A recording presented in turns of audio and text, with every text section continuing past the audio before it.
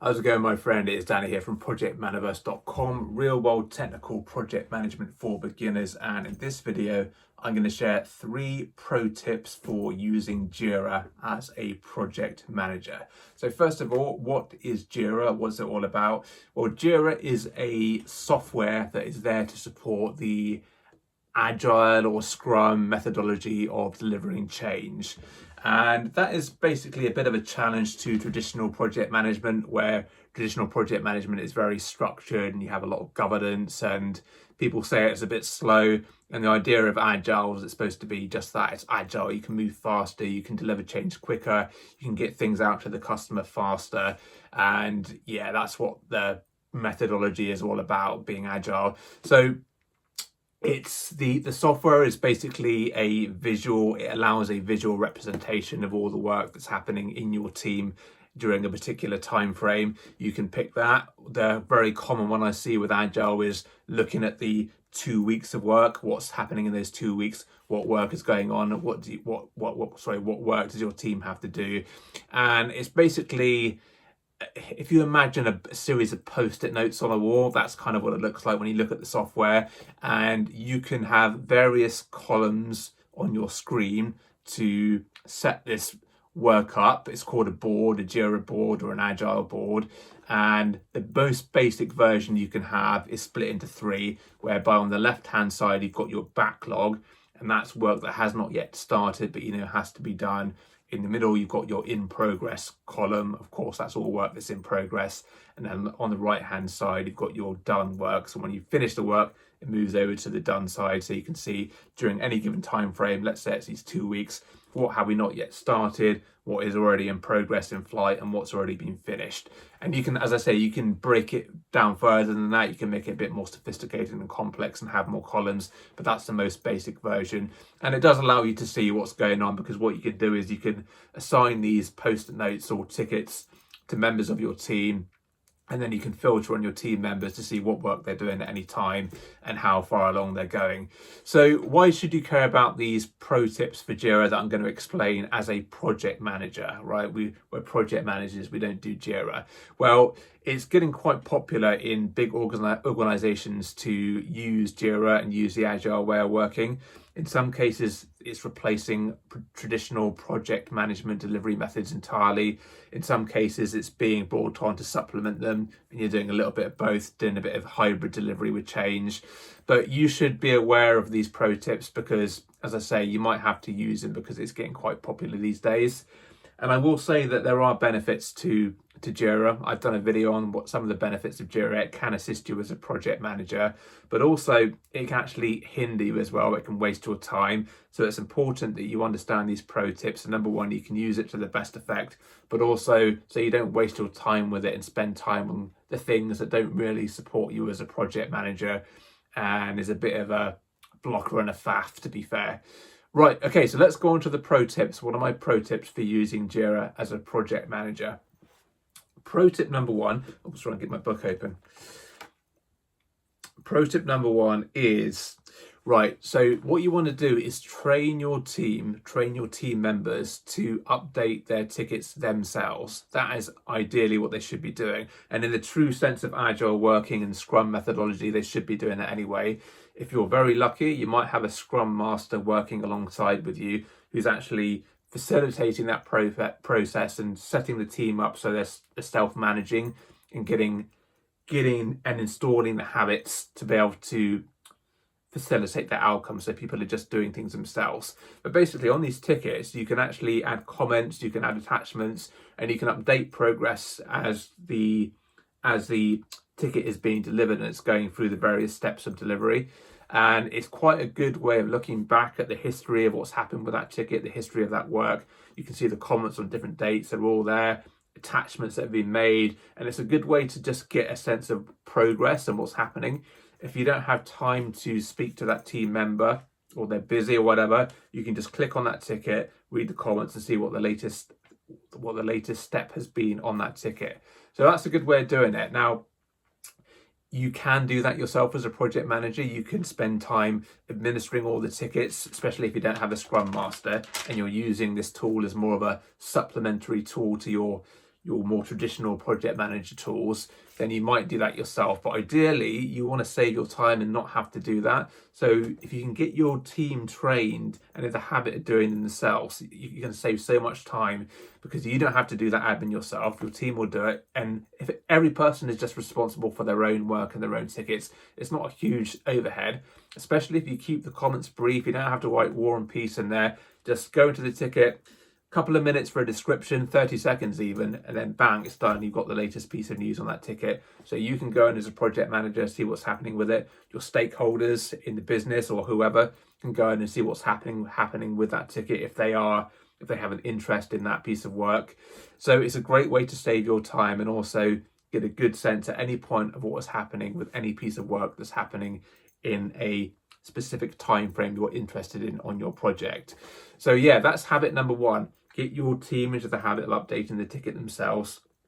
If you have like a daily call or a daily stand-up meeting, you can bring up the board and you can get them to, share their screen and go through their tickets and talk about it. That's one way of getting them to do it, because if they know they're going to be on the hook to present their tickets every morning, even if it's just 30 seconds, then they don't want to look stupid and not have updated their tickets. So, because they'll be called out on it by you.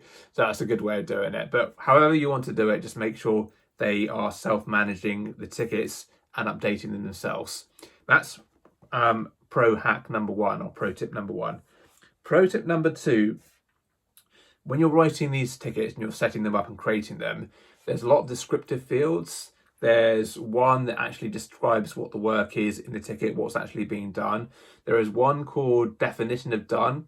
And I've noticed that a lot of people, a lot of companies and organizations or teams get too hung up about the perfect definition of the ticket. Like on the description of the work, for example, I suppose one of the traditional proper ways of doing it properly is to put yourself into a shoes of someone on the project, like an engineer or a BA, and you have to write the ticket like, as a BA, I want to do this so that this can happen and this can happen. And it's you kind of follow a formula and step by step of describing what the work is. You put yourself into the shoes of the person doing the work, which should be easy to do, because if the team are self-managing and they're doing their own tickets, they should describe it from their perspective. But sometimes the ticket might say, well, as a customer, I want to do this, to get this outcome.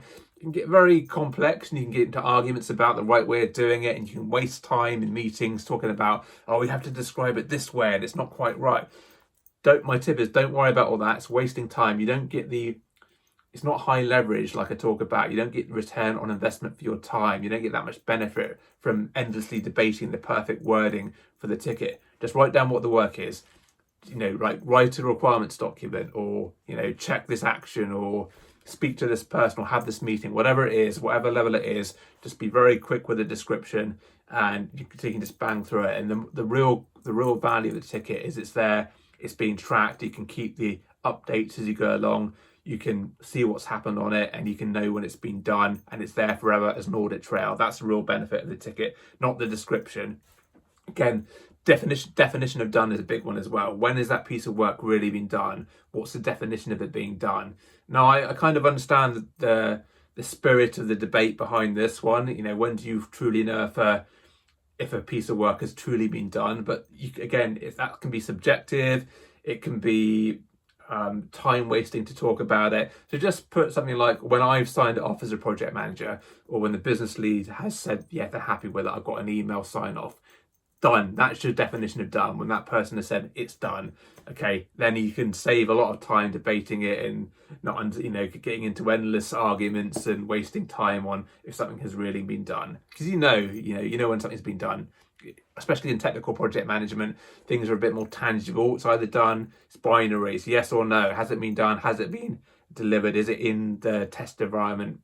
Has it been deployed into the test environment? Is the code there? Things like that, right? Just make it a bit more black and white. Don't get into big debates about the description of the ticket. That's pro tip number 2. Pro tip number 3, last one, is when you have a ticket and a piece of work, you need to assign a value to the ticket. Now, you can either assign the value in terms of how much value it's worth, how much return on investment will you get from it, how much value does it deliver to the business. But usually what we do is we assign effort to it in terms of value, like how big a piece of work is it? Because that really helps you as a project manager to understand allocation of work, who's got the most work, which are the big items that are going to take more time. Now, there are ways of doing this with clever sequencing, like you can use this Fibonacci series where you only use certain numbers in a series to assign the work, or you can just debate it amongst yourselves.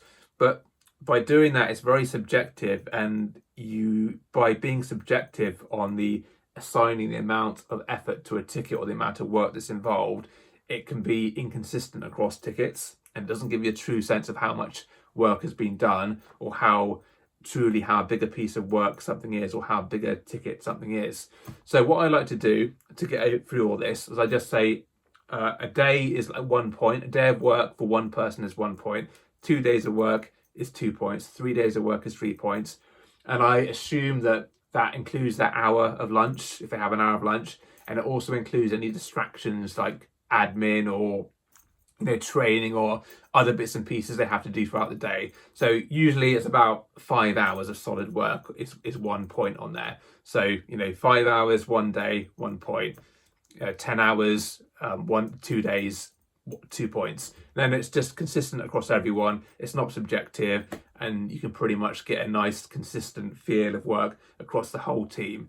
So that way, when you're looking at what's on the board, on your JIRA board, and you're clicking on different people, you can get a sense of if this person's got 5 tickets and this person's got 2.5 tickets, this person has got twice as much work as this person, and you can reallocate as required, and you get a good sense of how much people have on their plates in a true sense.